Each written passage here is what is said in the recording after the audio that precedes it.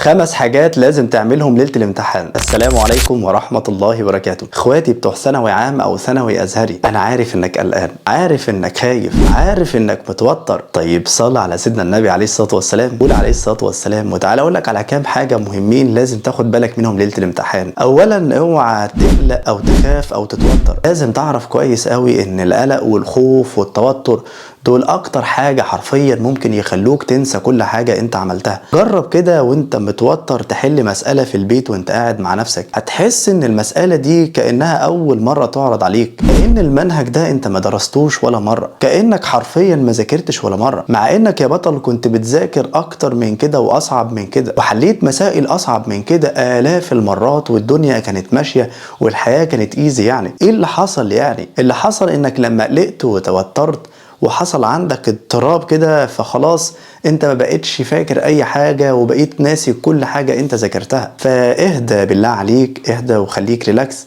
وان شاء الله الدنيا هتبقى تمام وربنا هيكرمك. 2، لازم تاخد بالك كويس قوي ان عبادتك لربنا سبحانه وتعالى ملهاش علاقة بأي شيء. فما تجيش أيام الامتحان وتقول إن الوقت ضيق، الركعتين اللي كنت بتصليهم قيام ليل لربنا سبحانه وتعالى ما تجيش تقول ده احنا في امتحانات فمش هعرف أصليهم. 5 دقايق حرفيا هيفيدوك جدا، 5 دقايق هيدوك طاقة وحيوية ونشاط غير محدود. 5 دقايق هيخلوك فعلا انت كأنك حرفيا لسه صاحي من النوم. 5 دقايق هيخلوا عندك كده هدوء وسكينة وراحة وطمأنينة، ومش هتخاف او تقلق ابدا. صلي وحافظ على صلاتك في ايام الامتحان زي الايام اللي كانت قبلها من قبل. لو كنت بتصلي مثلا 8 ركعات، مش بقول لك صلي ال8 ركعات كلهم قيام ليل، ولكن على الاقل تصلي لك ركعتين كده او 4 ركعات تهدي بيهم نفسك، وإن شاء الله يدخلوا عليك السكينة والهدوء والطمأنينة ويكون يومك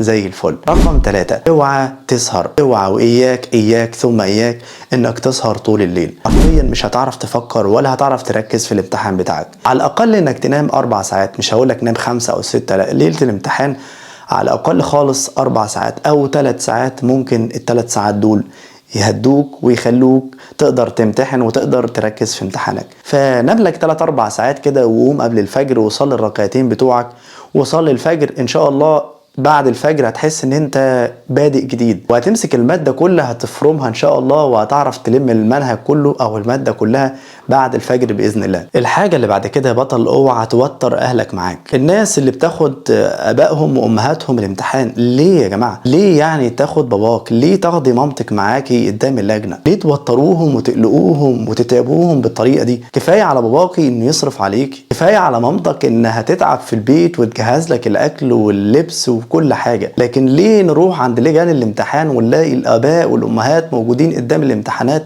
يعني في حالة لا يعلم بها إلا الله، حالة من التوتر والقلق والخوف؟ ليه كل ده يا جماعة؟ اعتمد على نفسك، اعتمدي على نفسك. انت مش صغيرة، انت مش صغيرة عشان تعملي في بابا وماما كل ده، انت مش صغير عشان تعمل في اهلك كل ده. فاعتمدوا على نفسكم بالله عليكم، وبلاش انكم توتروا اهلكم في ليلة الامتحان. الحاجة اللي بعد كده يا بطل، لازم تمشي بدري، اوعى الوقت يضحك عليك او يسرقك. خلي بالك انك لو تأخرت في وقتك، ولو حسيت انك متأخر 5 دقايق بالظبط، هتحس انك متوتر والدنيا هتسرقك، وهتلاقي نفسك حصل عندك حالة اضطراب فظيعة جدا ومش هتعرف تركز في اي حاجة. فلو سمحت قبل اللجنة بساعة تكون موجود قبل اللجنة بساعة قدام المدرسة، وتشوف مكان كويس كده، صلي ركعتين وابدأ كده ابدأ ذاكر، ان شاء الله ربنا هيكرمك وهيفتح عليك. 5 حاجة يا بطل، اوعى حد يسرق مجهودك.